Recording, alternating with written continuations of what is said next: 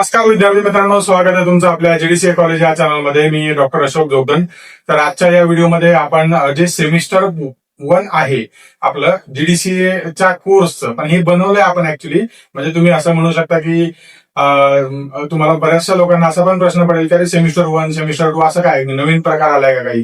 तर असं काही नाही. हे आपण जी ऑफलाईन बॅच आहे त्या बॅचेसला शिकवण्यासाठी एक छोटीशी वेगळी पद्धत आपण अवलंबणार आहोत, जेणेकरून विद्यार्थ्यांना थोडंसं सोप्या पद्धतीने समजण्यास मदत होऊ शकते.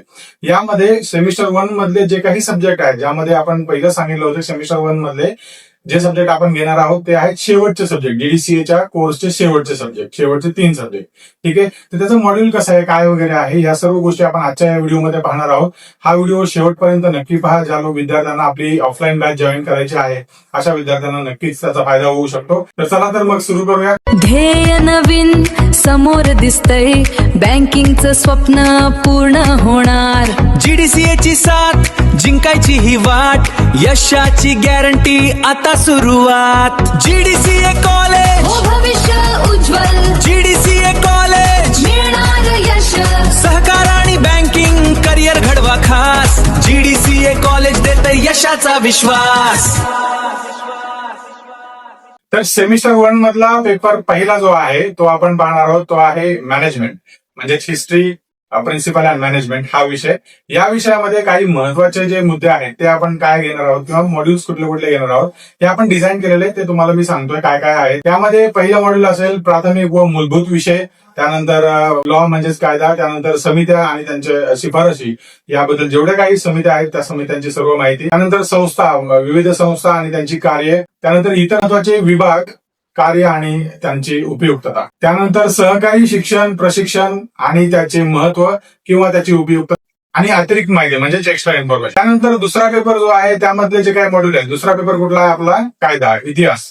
तर हा जो विषय आहे यामधले महत्वाचे जे मॉड्यूल्स आहेत किंवा युनिट्स आपण म्हणतो ते हे कुठले कुठले असणार आहेत जे आपण आपल्या सेमिस्टर 1 मध्ये जीडीसीएच्या ते कव्हर करणार आहोत. या विषयामध्ये म्हणजे 5व्या विषयामध्ये आपण पहिलं जे युनिट आहे ते असणार आहे महाराष्ट्र राज्य सहकारी संस्था कायदा 1960, त्यामधील तरतुदी वगैरे सर्व गोष्टी यामध्ये असणार आहेत. त्यानंतर दुसरा असणार आहे बहुराज्यीय सहकारी संस्था अधिनियम 2002. त्यानंतर विविध कायदे आणि त्यांच्या महत्वाच्या तरतुदी आणि अन्य माहिती व इतर महत्वाचे तपशील, जे किंवा महत्वाचे मुद्दे म्हणू शकतो आपण, तपशीलवार मुद्दे. त्यानंतर पेपर 6वा म्हणजे सेमिस्टर 1 मधला पेपर 6वा, शेवटचा पेपर काय असणार आहे, त्याचे मॉड्यूल्स. शेवटचा पेपर जो आहे तो बँकिंग आहे आणि त्याचे मॉड्यूल्स काय काय आहेत ते आपण बघूया, कुठले आपण मॉड्यूल्स यामध्ये कव्हर करणार आहोत. बँकिंग रिलेटेड संबंधित कायदे व त्यांच्या महत्वाच्या तरतुदी हे एक युनिट असणार आहे पहिलं. दुसरे युनिट असेल अन्य विषय व महत्वाच्या तरतुदी. तिसरे युनिट असेल सहकारी बँका व इतर वित्तीय बँका. तर या पद्धतीने आपण हे मॉड्यूल्स दिलेले आहेत किंवा युनिट्स म्हणू शकतो आपण. हे सर्व युनिट्स आपण देणार आहोत आणि प्रत्येक युनिट जे आहे प्रॉपरली शिकवलं जाणार आहे, परीक्षेच्या दृष्टिकोनातून सुद्धा आणि बाकीच्या गोष्टीच्या दृष्टिकोनातून सुद्धा. सो त्यामुळे तुम्हाला यामध्ये भरपूर फायदा होऊ शकतो. ज्या विद्यार्थ्यांना 2027 मध्ये एक्झाम द्यायची आहे अशा विद्यार्थ्यांसाठी खूप फायदेशीर ठरू शकतो. हे सेमिस्टर पॅटर्न आपण डिझाईन केलेला आहे. हा जो पॅटर्न आहे हा सेमिस्टर 1 साठी. सेमिस्टर 2 जे आहे ते पुढील भागात आपण पाहूया.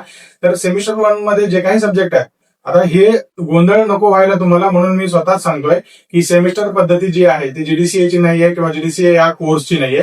ही आपण शिकवण्यासाठी सोपं जावं म्हणून आपण एक पद्धत अवलंबली आहे नवीन, जेणेकरून विद्यार्थ्यांना थोडंसं सोप्या पद्धतीने समजावं आणि स्टँडर्डाइज पद्धतीने शिकता यावं म्हणून हे आपण केलेलं आहे. जेणेकरून एक युनिक डिझाईन म्हणू शकता तुम्ही असं, पण हे शिकवण्यासाठी केलेलं आहे आपण.